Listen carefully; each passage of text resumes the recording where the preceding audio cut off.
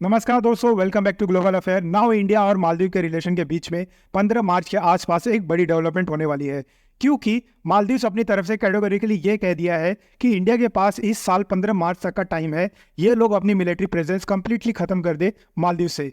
ये कैटेगोरिकली मालदीव की सरकार ने कहा है मीडिया के सामने। और अगेन ऐसा नहीं है कि इन्होंने इंडियन गवर्नमेंट को चिट्ठी लिखी है और कहा है कि आप अपनी आर्मी हटा लो मालदीव से। इन्होंने लिटरली पूरी दुनिया के सामने एक तरीके से ओपन अनाउंसमेंट के रूप में कहा है कि हम चाहते हैं इंडिया विड्रॉ कर ले अपने सोल्जर्स को फ्रॉम मालदीव। अब क्वेश्चन आपका यहाँ यह आएगा, क्या इससे हमें कुछ फर्क पड़ता है? अगर मान लीजिए हाइपोथेटिकल स्पीकिंग इंडिया के 80 के आसपास मिलिट्री पर्सनल है मालदीव्स में, ये वापस भारत में आ जाते हैं, इससे जियोपॉलिटिकल इम्पैक्ट क्या पड़ेगा? क्या इससे जियोपॉलिटिकल हार है इंडिया की? और क्या चाइनीज मिलिट्री पर्सनल रिप्लेस कर सकते हैं इंडिया को? ये सारी बातें मैं आपको बताऊंगा इस वीडियो में। नाउ यहाँ पे आप देख पाएंगे, ये है एशिया का मैप और ये है हमारा प्यारा भारत और ये है मालदीव्स। मालदीव्स देखिए न्यूज़ में लगातार इसलिए बना हुआ है क्योंकि इस कंट्री की लोकेशन बहुत ही ज़्यादा इंपॉर्टेंट है।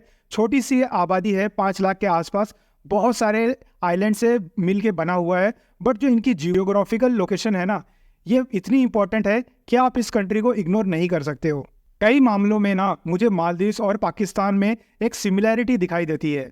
और यूएसए की भी ये जो आप रिपोर्ट देखोगे ना मालदीव्स के बारे में, जो आज से कई साल पहले इन लोगों ने एक रिपोर्ट पब्लिश करी थी अबाउट मालदीव्स और मालदीव्स में प्रॉब्लम क्या है।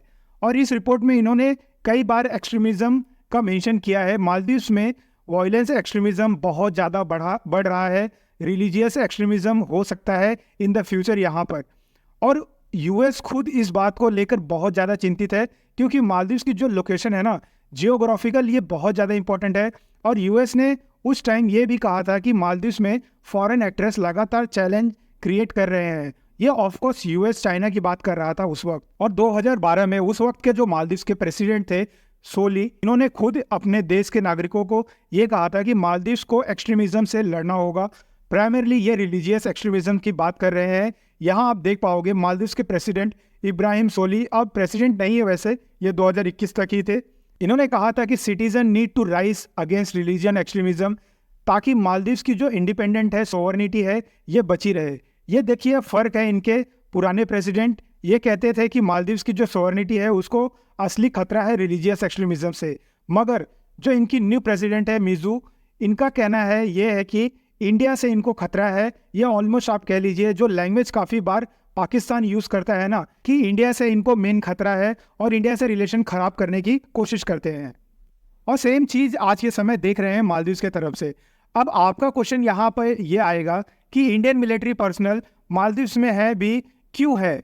जिस तरह से मिजू ने इस बात का एक इशू बना दिया है, इंडियन मिलिट्री को हटाना है। और यहाँ मिजू ने एक तरीके से पॉलिटिक्स में इंडिया को एज अ विलन दिखाया है मालदीव्स में, कि मालदीव में जो भी प्रॉब्लम है, जो भी इश्यूज है, ये इंडियन के वजह से है, इंडियन मिलिट्री को हटाना होगा। और कहा हम एक इंडिपेंडेंट कंट्री कैसे हो सकते हैं जब तक किसी और कंट्री के मिलिट्री पर्सनल रहेंगे मालदीव्स में, जबकि इंडियन मिलिट्री के पर्सनल्स आप कह लीजिए 80 के आसपास ही होंगे और ज़्यादातर मालदीव्स के सिक्योरिटी पर्सनल को ट्रेनिंग देने के लिए है। उसके अलावा इंडिया ने over the year aircrafts gift किए हैं मालदीव को, उनकी मेंटेनेंस के लिए इंडियन पर्सनल्स काफ़ी बार रहते हैं। ऐसे आप हिस्ट्री में जाओगे ना तो इंडियन मिलिट्री ने प्रॉपर एंट्री करी थी 1988 में। उस वक्त ये हुआ था, देखिए 1988 में जो मालदीव्स के प्रेसिडेंट थे मामून अब्दुल गायूम, इन्होंने भारत के मिलिट्री को इनवाइट किया था और ये कहा कि इनकी खुद की मिलिट्री इनके हाथ से निकल चुकी है, ये लोग सरकार हटाना चाहते हैं और मिलिट्री शासन स्टेब्लिश करना चाहते हैं मालदीव में। और ये यहाँ रिक्वेस्ट करते हैं इंडिया से और कहते हैं कि आप प्लीज़ अपनी मिलिट्री भेजें ताकि सिचुएशन हम नॉर्मलाइज कर पाए। और इंडिया ने ऑपरेशन कैक्टस के अंदर जल्दी से अपनी मिलिट्री को भेजा मालदीव में और हमने मालदीव्स की डेमोक्रेसी बचा ली। नहीं तो मालदीव्स का हाल बहुत ज़्यादा ख़राब हो जाता।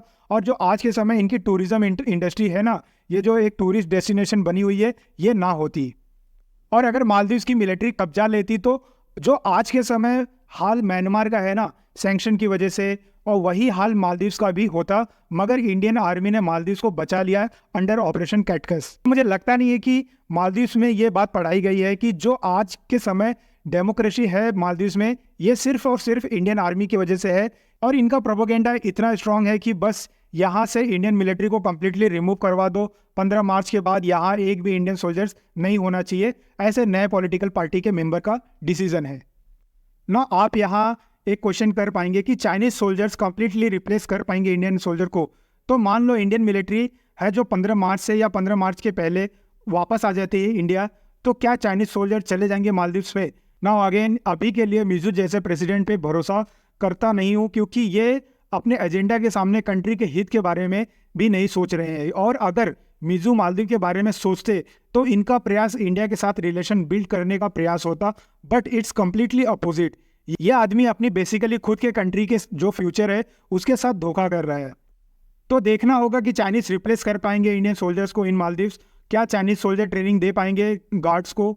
अगर ये होता है तो एक बड़ा चैलेंज होगा जियो पॉलिटिकली इंडिया के लिए। और वैसे मुझे नहीं लगता कि मिजू ज़्यादा दिन तक रोक पाएंगे चाइनीज़ लोगों को, चाइनीज़ जल्द ही आ जाएंगे मालदीव्स पे। और ये जैसे ही होता है तो इंडिया के लिए एक अलग चैलेंज बन जाएगा। तो आने वाले डेट पे अगर कुछ भी अपडेट आता है इस रिलेटेड तो मैं आपके लिए अलग वीडियो ज़रूर लाऊंगा। बने रहिए मेरे चैनल के साथ। Thank you for watching.